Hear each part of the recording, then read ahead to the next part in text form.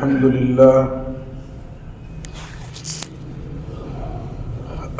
لله نحمده ونستعينه ونستغفره ونعوذ بالله من شرور أنفسنا ومن سيئات أعمالنا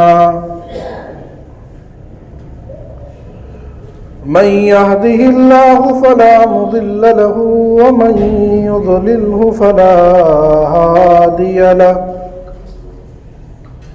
ونشهد أن لا إله إلا الله وحده لا شريك له ونشهد أن سيدنا ومولانا محمدا عبده ورسوله صلى الله تعالى عليه وعلى آله وأصحابه وبارك وسلم تسليما كثيرا كثيرا أما بعد فأعوذ بالله من الشيطان الرجيم بسم الله الرحمن الرحيم وَلَنَبْلُوَنَّكُمْ بِشَيْءٍ مِّنَ الْخَوْفِ وَالْجُوعِ وَنَقْصٍ مِّنَ الْأَمْوَالِ وَالْأَنفُسِ وَالثَّمَرَاتِ وَبَشِّرِ الصَّابِرِينَ الَّذِينَ إِذَا أَصَابَتْهُم مصيبة قالوا إنا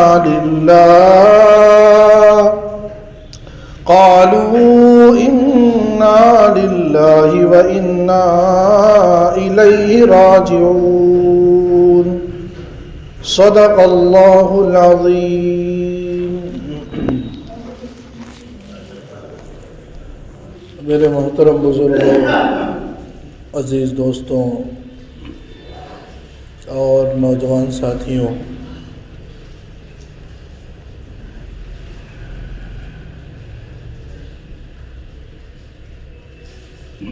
آج کے حالات جو پوری دنیا میں ہیں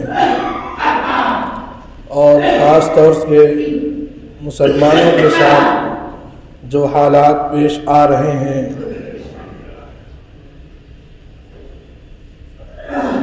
یعنی دور حاضر میں جو تکلیفیں، جو مصیبتیں، جو پریشانیاں ہم سب کی نگاہوں کے سامنے ہیں اور ہم باضابطہ طور پر ان کا معائنہ کر رہے ہیں، یہ سب چیزیں جو ہو رہی ہیں، اس میں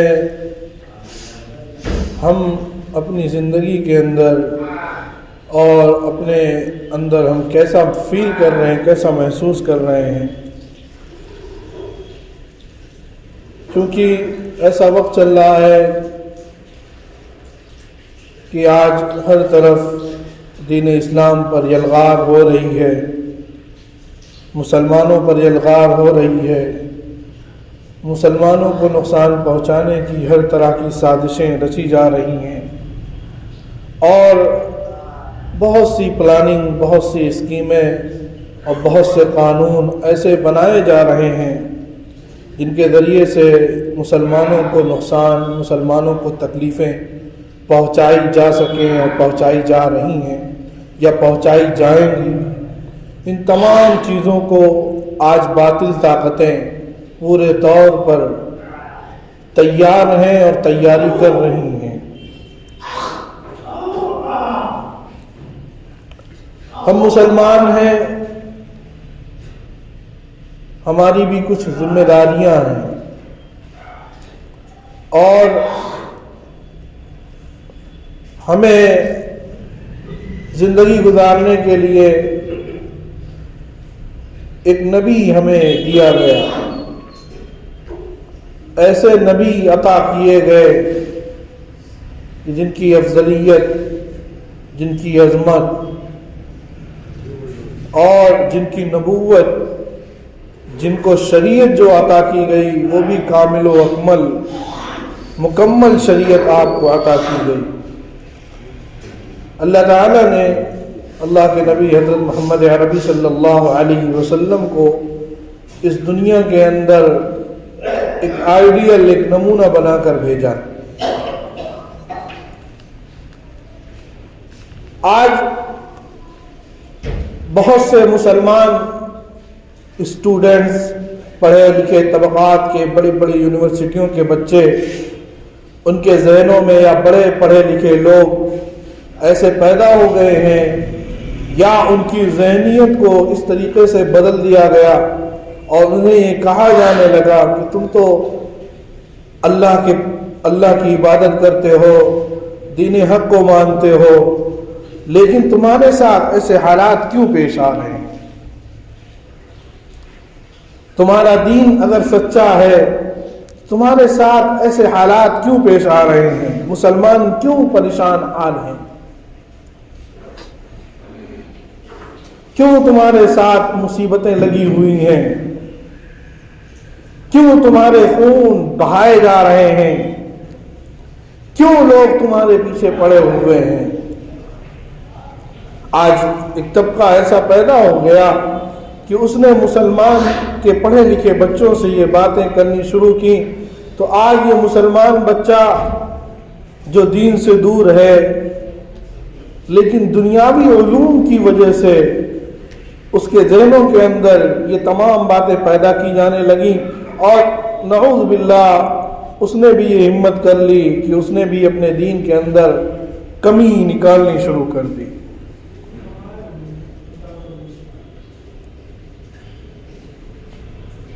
اللہ تعالیٰ نے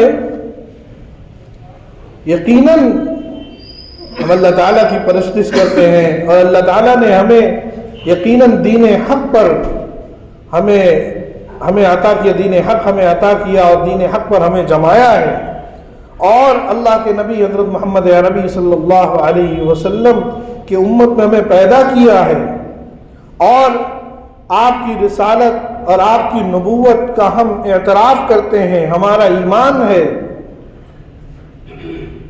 لیکن اس کی وجہ یہ نہیں ہے کہ اگر ہم مسلمان ہیں تو ہمارے اوپر حالات نہیں آئیں گے، ہمارے اوپر آزمائشیں نہیں ہوں گی، ہمیں آزمایا نہیں جائے گا، ایسا نہیں ہے۔ میں نے خطبے میں قرآن کریم کی ایک آیت تلاوت کی، صاف صاف لفظ میں اللہ تعالیٰ نے ارشاد فرمایا وَلَنَبْلُوَنَّكُمْ بِشَيْءٍ مِّنَ الْخَوْفِ وَالْجُوعِ۔ جو عربی گرامر کو جانتے ہیں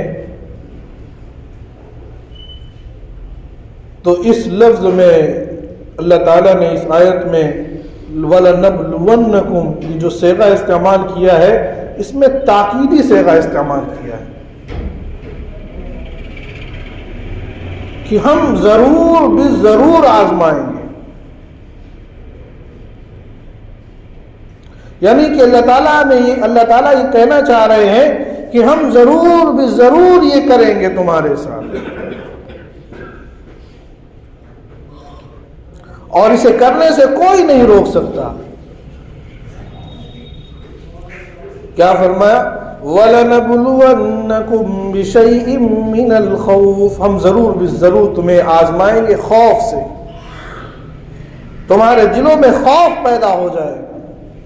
آج مسلمان بزدل ہو گیا، خوف اس کے اندر پیدا ہو گیا۔ کیسا خوف کہ آج تنہا کہیں جا رہا ہے تو اس کو اس بات کا خوف ہے کہ کہیں کوئی ایک ایسی جو ہے تعداد، ایسی بھیڑ نہ آ جائے کہ مجھے مسلمان سمجھ کر مجھ پر حملہ کر دے۔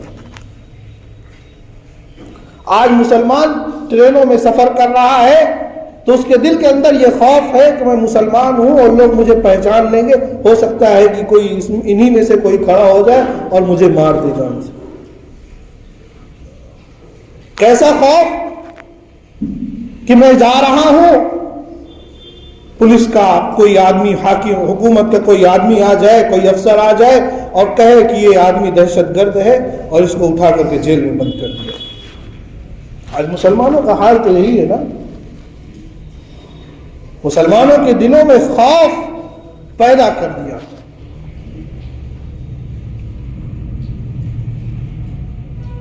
और आगे फरमाया मिनल खौफि वल जू, कि अल्लाह ताला तुम्हें खौफ डाल करके तुम्हारे दिलों के अंदर तुम्हें आजमाएंगे और तुम्हें भूखा रखेंगे। मुफस्सिरीन ने लिखा है भूखा रखने का मामला ये नहीं, इसका मतलब ये नहीं है कि तुम्हें खाना नहीं दिया जाएगा, बल्कि इसका मतलब ये है, आयत करीमा का मतलब ये है कि तुम्हें नौकरियां नहीं दी जाएंगी, तुम्हारे कमाने के जरिए को खत्म कर दिया जाएगा, तुम्हारे बिजनेस को खत्म करने की प्लानिंग की जाएगी। आज देखें, अपने शहर में देखें, अपने इलाके में देखें, अपने मुल्क में देखें, अपने सूबे में देखें, आपको ये चीजें नजर आएंगी। अगर मुसलमान अच्छा बिजनेसमैन है तो उसके बिजनेस को खत्म करने के लिए बातिल ताकतें लगी हैं। इसका मुशाहिदा कर सकते हैं। पहली मिसाल मैंने खौफ की थी, बिल्कुल हकीकत बात है, ये तजर्बे की बात है। ये दाढ़ी टोपी है, ट्रेन में सफर कर रहे हैं, अगर अकेले सफर कर रहे हैं तो इस बात का खौफ है कि कहीं हम पर कोई हमला न कर दे, और हो रहा है, इस वजह से ये खौफ बैठा हुआ। ऐसा नहीं है कि ऐसे ही खामखा खौफ आ गया, ऐसा हो रहा है हमारे साथ। मिनल खौफ वल जू, मुसलमानों की माशी हालत को एकदम खत्म कर देंगे। मुसलमान तरक्की नहीं कर पाए। और ये बात जहन में रख लीजिए, ये आयत करीमा जो नाजिल हुई है सिर्फ और सिर्फ मुसलमानों के लिए नाजिल हुई है, इसमें गैरों के लिए नहीं है। इसके मिसदाक अगर कोई है तो मुसलमान है, कोई दूसरे मजहब वाले नहीं। वलनबलुवन्नकुम बिशैइन मिनल खौफि वल जू, और आगे फरमाया वनक्सिम मिनल अम्वाल, कि तुम्हारे मालों में कमी करके हम तुम्हें आजमाएंगे। आज मालों में कमी हो रही कि नहीं हो रही? नाजायज मुकद्दमात में फंसा दिया जा रहा है, लाखों लाखों रुपए खींच लिए जा रहे हैं। आप कुछ कर रहे हैं तो आपको नाजायज तरीके पर फंसा दिया जा रहा है, आपकी जमीनों को हड़प कर दिया जा रहा है। अभी आप मुशाहिदा करें अपने सूबे के अंदर कितने मुसलमानों की जायदादों को नाजायज तरीके से ले लिया। मालों में कमी हुई कि नहीं? वनक्सिम मिनल अम्वाल वल अनफुस, और तुम्हारी जानों को भी लिया जाएगा, तुम्हारे खून को बहाया जाएगा। वस्समरात, और समरात की तफसीर मुफस्सिरीन ने की है कि समरात से मुराद तुम्हारी औलादें हैं। समरात से मुराद तुम्हारी औलादें, कि बूढ़ों को छोड़ दिया जाएगा, तुम्हारे बच्चों को ज़बाह किया जाएगा, तुम्हारे बच्चों को मारा जाएगा, तुम्हारे नौजवानों को मारा जाएगा। ये अल्लाह ताला ने बतलाया कि ये तमाम चीजें तुम्हारे साथ पेश आएंगी और हम ये करेंगे। वलनबलुवन्नकुम, कुरान कह रहा है कि हम जरूर भी जरूर ये सब करेंगे। अजीब मसला है, अजीब मसला है कि खौफ भी दिल में पैदा हो जाएगा, माशी हालात भी बिल्कुल खराब हो जाएगी, मालों में भी कमी हो जाएगी, और बच्चों को, नौजवान बच्चों को भी छीन लिया जाएगा। अल्लाह मियां करना क्या चाह रहे हैं? फरमाया हाँ देखो, यही है ان تمام آزمائشوں کے باوجود اگر تم یہ کہو گے کہ جو کچھ بھی میرے ساتھ ہو رہا ہے وہ خدا کی مرضی ہے، تو تم سچے اور سچے پکے ایمان والے ہو، اور تم ہی ہو جو جنت کے حقدار ہوں گے۔ اللہ نے فرما دیا، قرآن اٹھا کر کے دیکھیے، وَبَشِّرِ الصَّابِرِينَ وَبَشِّرِ الصَّابِرِينَ وَلَنَبْلُوَنَّكُمْ بِشَيْءٍ مِّنَ الْخَوْفِ وَالْجُوعِ وَنَقْصٍ مِّنَ الْأَمْوَالِ وَالْأَنفُسِ وَالثَّمَرَاتِ کہ نبی جی ان تمام چیزوں کے ذریعے ہم آزمائیں گے، اور جو ان آزمائشوں میں کامیاب ہو جائے گا آپ اور بشارت دے دیجئے، خوشخبری سنا دیجئے ان لوگوں کو جو صبر کریں گے اور یہ کہیں گے الذین اذا اصابتهم مصیبہ قالوا انا للہ وانا الیہ راجعون، کہ جب اگر ان کو کوئی مصیبت پہنچے گی، کوئی تکلیف پہنچے گی، ان کے مالوں کو ضائع کیا جائے گا، ان کی اولادوں کو قتل کیا جائے گا، انہیں ان کے دلوں میں خوف بیٹھ جائے گا اور انہیں مارا جائے گا، اس وقت یہ کہیں گے کہ ہم اللہ کے لیے ہیں اور اللہ ہی کے پاس ہمیں واپس جانا ہے۔ وہی لوگ سچے ہیں۔ قالوا انا للہ وانا الیہ راجعون، تو وہ کہیں گے کہ جتنی بھی مصیبتیں ہیں، جتنی بھی آزمائشیں ہیں، یہ تمام مصیبتیں، یہ تمام آزمائشیں سب کی سب اللہ کی طرف سے ہے۔ اللہ تعالیٰ ہمیں آزما رہے ہیں۔ میرے بھائیوں، بزرگوں، عزیزوں، یہ تمام حالات جو پیدا ہے دنیا کے اندر، تمام حالات یہ اللہ تعالیٰ کی مرضی کے بغیر نہیں ہے۔ یہ بات آپ اپنے ذہنوں میں بیٹھا لیجیے، اور یہ بات ہمیں پتہ کہاں سے چلی، اس کا علم ہمیں کہاں سے ہوا، یہ بھی قرآن ہمیں بتا رہا ہے۔ قرآن پڑھیے، 3 پارہ اٹھائیے، اللہ فرماتے ہیں قُلِ اللَّهُمَّ مَالِكَ الْمُلْكِ تُؤْتِي الْمُلْكَ مَنْ تَشَاءُ وَتَنزِعُ الْمُلْكَ مِمَّنْ تَشَاءُ وَتُعِزُّ مَنْ تَشَاءُ وَتُذِلُّ مَنْ تَشَاءُ۔ یہ انسان کیا ہیں، ان کے تو سارے قلوب میرے قبضے قدرت میں ہیں۔ فرعون جیسا حاکم، اس کا بھی دل میرے قبضے قدرت میں تھا، میں نے اسے مہلت دی، موسیٰ کو اس کے گھر میں پرورش کی، اور پھر اس کو مہلت دیتا رہا،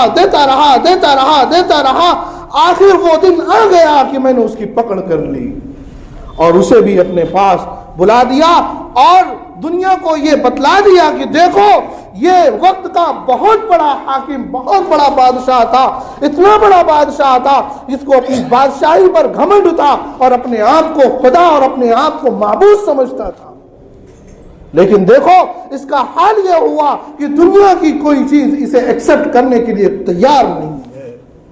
پانی نے ایکسپٹ نہیں کیا، مٹی نے ایکسپٹ نہیں کیا، آج بھی وہ عبرت بنا ہوا ہے۔ میرے بھائیوں، بزرگوں، عزیزوں، اللہ تعالیٰ کی یہ مرضی ہے، اللہ تعالیٰ چاہتے ہیں کہ ہماری اور آپ کی آزمائش ہو، لیکن آج مسلمان، بات یہاں سے شروع ہوئی کہ آج ایسی ذہنیت ہماری بنا دی جا رہی ہے، ہمارے نوجوانوں کی خاص طور سے، کہ وہ اپنے دین کے اندر ہی کمیاں نکالنا شروع کر دیا۔ تو انہوں نے اپنے دین ہی میں کمیاں نکالنی شروع کر دی، اور انہوں نے بتلایا کہ یہ حکم آیا تو کیوں آیا، یہ حکم آیا تو کیوں آیا، ایسا نہیں ہونا چاہیے تھا۔ آپ یاد رکھیں، یہ مائک ہے نا، میں اس مائک کے ذریعے سے بول رہا ہوں، اس لیے آواز آپ تک پہنچ رہی ہے، باہر پہنچ رہی ہوگی، لیکن میری آواز کی ایک مقدار ہے کہ میں بولوں گا تو صرف اتنا ہی دور تک میری آواز پہنچے گی، اس سے زیادہ آگے آواز نہیں جائے گی۔ میری آنکھ ہے، میری آنکھ کے دیکھنے کی ایک مقدار ہے کہ میں وہیں تک دیکھ سکتا ہوں کہ جتنی میری آنکھ دیکھ رہی ہے۔ میں یہ سوچوں کہ اس دیوار کے پیچھے کیا ہو رہا ہے، میں وہ دیکھ لوں تو میرے بس میں نہیں ہے۔ اسی لیے فرمایا کہ تمہارا دماغ ہے، اللہ نے کہا کہ تم غور و فکر کرو، لیکن جہاں حکم آ جائے اللہ کا اور اس کے نبی کا، خاموش ہو جاؤ۔ اطاعت کا جہاں آ جائے معاملہ، وہاں خاموش ہو جاؤ، وہاں عقل نہیں چلتی ہے تمہاری، تمہارے بس میں نہیں کہ تم وہاں عقل لگاؤ۔ یہی ایمان کا مطلب ہے۔ یہی ایمان کا مقصد ہے. آج ہم نے دماغ لگانا، عقل لگانا شروع کر دیا. اور یاد رکھے میرے بھائیوں بزرگوں، جو لوگ اس طریقے کے کاموں میں لگے ہوئے ہیں اور اپنی ذہنیت کو خراب کر رہے ہیں، آپ یاد رکھیں وہ اپنے آپ کو بھلے ہی ایمان والا کہتے ہیں اور وہ کہتے ہیں کہ ہم ریسرچ کر رہے ہیں، ہم جاننے کی کوشش کر رہے ہیں. نہیں میرے بھائیوں بزرگوں، تم جاننے کی کوشش نہیں کر رہے ہو، تم تو وہ عمل کر رہے ہو جو یہودی کر رہے ہیں اس وقت. متا ہے کچھ ہم سے اور آپ سے زیادہ قرآن پر ریسرچ اگر کسی نے کیا تو یہودیوں نے کیا ہے. ہم اور آپ تو قرآن پڑھنے کے لیے تیار نہیں، یہودی تو قرآن پڑھ کر ہی پوری دنیا میں آگے بڑھ رہے ہیں. لیکن ان کے قرآن پڑھنے کا مشن، ان کی ذہنیت بالکل مختلف ہے ہمارے اور آپ. وہ قرآن اس لیے پڑھتے ہیں کہ دنیا کو سمجھ کر کے اور جو چیزیں ہونے والی، کیونکہ قرآن کے اندر دنیا میں جو کچھ ہو رہا ہے یا جو کچھ ہوگا ان تمام چیزوں کا علم اس کے اندر موجود ہے، وہ تمام چیزیں موجود ہیں. اس لیے وہ قرآن پڑھ کر کے آگے کے فیوچر کی چیزوں کو وہ دیکھ رہے ہیں. ہم اور آپ ہیں کہ قرآن دیکھنے کے لیے تیار نہیں. آج افسوس اس بات پر ہے کہ آج ہم اور آپ اسی نقش قدم پر چل رہے ہیں اور انہی راستوں کو اپنا رہے ہیں جو راستہ یہودیوں کا تھا، جو راستہ نصرانیوں کا تھا، جو باطل کا راستہ تھا، جنہوں نے اس دین سے ہمیشہ دشمنی رکھی ہے اور ہمیشہ ان کے لیے، اس دین کے لیے ہمیشہ سے ان کے دلوں میں بغض رہا ہے. آپ نبی کا زمانہ دیکھ لیں، اللہ کے نبی حضرت محمد صلی اللہ علیہ وسلم کی زندگی کو پڑھیں، آپ کو معلوم ہوگا ہر وقت ہما وقت جو ہے اسلام کے اوپر یلغار ہوتی رہی. آپ صلی اللہ علیہ وسلم نے جب لوگوں کو صفا کی پہاڑی پر کھڑے ہو کر کہا کہ اے لوگوں میں نبی ہوں، میں تمہیں ایک اللہ کی طرف بلانے کے لیے آیا ہوں، ان لوگوں نے نبی کی بات کو نہیں مانا، نبی کا سواگت نہیں کیا، بلکہ نبی کے اوپر تھکا ہے، نبی کو گالیاں دینی شروع کر دی ہیں. ہاں میرے بھائیوں بزرگوں عزیزوں، ان کو نبی سے دشمنی نہیں تھی، محمد صلی اللہ علیہ وسلم کی ذات سے دشمنی نہیں تھی، محمد صلی اللہ علیہ وسلم کے لائے ہوئے دین سے دشمنی تھی. آپ یہ بات ذہن میں بیٹھا لیں. ہمیں اور آپ آج دنیا میں کچھ ہوتا ہے تو یہ نہیں کہا جاتا کہ یہ فلاں نے کیا، بلکہ یہ کہا جاتا ہے کہ مسلمان نے یہ کیا ہے. اس لیے عزیز و بزرگوں، اسلام کے دشمن، دین اسلام کے دشمن ہمیشہ سے رہے ہیں، ابتداء اسلام سے لے کر کے قیامت تک رہیں گے. ایسا نہیں ہے کہ ختم ہو جائیں گے. اور یہ تمام آزمائشیں اور تمام چیزیں یہ آپ کے ساتھ ہوتی رہیں گی. اللہ کے نبی حضرت محمد صلی اللہ علیہ وسلم کے ساتھ کیا کیا نہیں ہوا، کیسی کیسی مشقتیں، کیسی کیسی تکلیفیں آپ نے برداشت کی. کس لیے برداشت کی؟ امت کو ایک سبق دینا تھا، امت کو ایک جو ہے اپنے آپ کو نمونہ بنا کر دکھلانا تھا کہ دیکھو میرے ساتھ ایسے ایسے حالات ہوئے، آپ کے ساتھ طائف میں کیا نہیں ہوا، احد میں کیا نہیں ہوا. اور پھر آپ کی پوری زندگی دیکھ لیں، ہمارے اور آپ کے یہاں کوئی دن ایسا ہوتا ہے کہ فاقہ ہوا ہو؟ حضرت عائشہ فرماتی ہیں کہ دو مہینے ایسے ہوتے تھے کہ کبھی میرے گھر میں چولہا نہیں جلتا تھا. اللہ اکبر. نبی کی زندگی ایسی کہ دو مہینہ گزر جاتا تھا، نبی کے گھر میں چولہا نہیں جلتا تھا. کیسے گزر ہوتا تھا؟ صرف کھجور اور پانی پر گزر ہو رہا ہے. نبی کی زندگی کو پڑھو. لیکن کیا ہوا؟ تمام مصیبتیں، الذین اذا اصابتهم مصیبہ، کہ جب ان کے پاس اگر کوئی مصیبت آتی ہے تو وہ یہی کہتے ہیں قالوا انا للہ وانا الیہ راجعون. یہ تمام چیزیں اللہ ہی کی طرف سے ہیں اور اللہ ہی کی طرف ہمیں واپس جانا ہے، ہمارا کچھ نہیں ہے. اور جب یہ لوگ یہ چیز کہتے ہیں تو اللہ تعالیٰ کو کیا خوشی ہوتی ہوگی کہ دیکھو میرا یہ بندہ میری اس جو ہے آزمائش پر بھی یہ راضی ہے، اور اتنا زیادہ میں نے اس کو تکلیف میں ڈالا لیکن پھر بھی یہ کہتا ہے کہ مالک تو جس حال میں بھی مجھے رکھتا ہے مجھے منظور ہے، بس تو مجھے اپنے سے الگ مت کرنا. میرے عزیز و بزرگوں دوستو، اللہ تعالیٰ کا معاملہ ہی کچھ ایسا ہے. نبی صلی اللہ علیہ وسلم کو کتنی آزمائشوں میں ڈالا گیا. جتنے بھی نبی آئے ہیں افسوس ہے ایک مسلمان پڑھتے ہی نہیں. موبائل پر واٹس ایپ چلاتے ہیں, فیس بک چلاتے ہیں, دنیا کی دیگر چیزوں کو کرتے ہیں, اخبار پڑھتے ہیں, لیکن نبی کو نہیں پڑھتے. یہ سب سے بڑا گلہ ہے, یہ سب سے بڑے افسوس کی بات ہے. آپ حضرت نوح علیہ السلام کی زندگی کو پڑھیں, کیسی دعوت دی, 950 سال. اللہ اکبر. قرآن کہہ رہا پورے سورت نازل ہوئی, انا ارسلنا نوحا الى قومه ان انذر قومك من قبل ان ياتيهم عذاب اليم. اتنے پریشان ہو گئے حضرت نوح علیہ السلام کہ وہ کہنے لگے اللہ میاں اب میرے بس میں نہیں رہا, اب ان کو عذاب دے دیجیے. قال یا قوم انی, قرآن کریم کی آیت ہے کہ فرماتے ہیں کہ میں نے ان کو دنوں رات ان کو اللہ کی طرف بلایا لیکن انہوں نے میری بات نہیں سنی. میرے بھائیو بزرگو عزیزو, اللہ تعالیٰ نے تمام انبیاء کرام کے اوپر آزمائشیں ڈالی, سب کو مصیبت میں ڈالی. لیکن کیا ہوا, یہ تمام مصیبتوں کے بعد, تمام تکلیفوں کے باوجود انہوں نے یہی کہا کہ اللہ تعالیٰ ہمیں جس حال میں رکھے ہم راضی. اللہ کے نبی حضرت محمد صلی اللہ علیہ وسلم کی زندگی کو آپ پڑھیں تو کیسی زندگی آپ کی رہی. جب آپ نے دین کی دعوت دینی شروع کی تو مکے والوں نے بائیکاٹ کر دیا, 3 سال تک بائیکاٹ رہا. شیب ابی طالب میں آپ رہے, نہ کھانا نہ پینا نہ کچھ. کوئی اگر آپ سے بات بھی کرتا تو اس کا بھی بائیکاٹ ہو جاتا, کوئی اگر آپ کو کھانا پہنچاتا تو اس کا بھی بائیکاٹ ہو جاتا. کسی بھی طریقے کی کوئی چیز نہیں پہنچ رہی. چند مسلمان ہیں, چند لوگ ہیں, بس وہی ہے اللہ کے نبی حضرت محمد صلی اللہ علیہ وسلم کے ساتھ.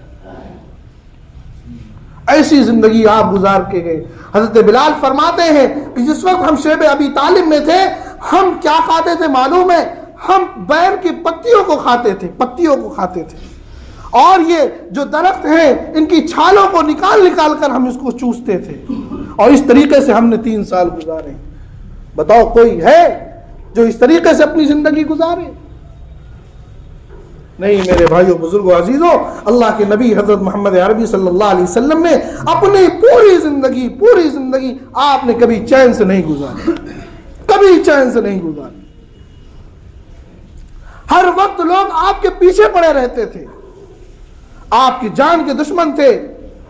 جب آپ نے لوگوں کو دین کی دعوت دی تو ابو طالب مکے کے جو ہے نوجوان بچے تھے ان کو متعین کر دیا تھا کہ محمد صلی اللہ علیہ وسلم کی حفاظت کریں, کہیں ایسا نہ ہو کہ دشمن آ کر کے حضور پر جو ہے کہیں سے آ کر کے حملہ کر دے. اور پھر جب مدینہ ہجرت کر کے گئے, مدینہ کا بھی حال یہی تھا. ہمیں وقت فکر رہتی تھی کہیں کوئی منافق آ کر کے حملہ نہ کر دے, یا کہیں کوئی دشمن آ کر کے حملہ نہ کر دے. صحابہ کرام ہر وقت حضور اکرم صلی اللہ علیہ وسلم کی نگرانی میں رہتے تھے, آپ کو دیکھ بھال ہمیشہ کیا کرتے تھے. اللہ کے نبی حضرت محمد صلی اللہ علیہ وسلم کی پوری زندگی آپ پڑھیں گے اور آپ سمجھیں گے تو آپ کو محسوس ہوگا کہ اتنے عظیم نبی, اللہ کے اتنے زیادہ محبوب, اللہ تعالیٰ جن سے بے حد محبت, بے انتہا محبت کرتے ہیں, ان کی زندگی کیسی گزری ہے. یہ پوری زندگی آپ نے فقیرانہ زندگی گزاری, کبھی اچھے بستر پر نہیں سوئے آپ. ہمارا وقت صرف یہی فکر رہتی تھی کہ امت کیسے سدھر جائے, امت کیسے بن جائے, امت تک کیسے یہ کلمہ پہنچ جائے, اور امت دہکتی ہوئی آگ سے بچ کر جنت کے باغ میں چلی جائے. یہی فکر اللہ کے نبی کو رہتی, ہمارا وقت یہی فکر. میرے بھائیو بزرگو عزیزو, کہنے کا مطلب یہ ہے کہ حضور اکرم علیہ السلام کے اوپر بھی آزمائشیں آئی ہیں, اور پھر آگے بڑھیں گے اللہ کے نبی کے صحابہ کے اوپر بھی آزمائشیں آئی ہیں. ایسی آزمائشیں کہ ہم اور آپ تصور نہیں کر سکتے. صحابہ کرام کی زندگی کو اگر پڑھیں گے تو تصور نہیں کر سکتے. ایسی آزمائشیں آپ کے صحابہ کے اوپر آئی. اس لیے آزمائشیں آئیں گی, مصیبتیں آئیں گی, تمام پریشانیاں آئیں گی, پتہ نہیں کیا کیا ہوگا, لیکن ان پریشانیوں پر ہمیں اور آپ کو صبر کرنا ہے. آج دیکھیں ملک کے حالات کیا ہیں. رات آپ بیٹھ جائیں ٹی وی پر, دیکھیں چینل نیوز چالو کریں, ایسی بات ہوتی ہے ایسا لگتا ہے کہ بس مسلمانوں کو ختم کر دیا جائے گا، ان کی ختم کرنے کی پلاننگ چل رہی ہے۔ یہ سب چیزیں جو کی جا رہی ہیں صرف آپ کو ابھارنے کے لیے، آپ کو جوش دلانے کے لیے، لیکن میرے بھائیوں بزرگوں، نہ ہمیں نبی نے یہ بتلایا کہ آپ جوش میں آئیے، آپ کو ہوش سے کام لینا ہے، آپ کو ایک حکمت عملی سے کام لینا ہے، آپ کو خاموش رہنا ہے۔ یاد رکھیے آپ کی خاموشی ایسا نہیں ہے کہ یہ بزدلی کی علامت ہے، آپ کی خاموشی بزدلی کی علامت نہیں ہے۔ آپ بالکل مت سمجھیے کہ ہم بزدل ہو چکے ہیں، مسلمان بزدل ہو چکے، مسلمان بزدل نہیں ہے، مسلمان کبھی بزدل نہیں تھے۔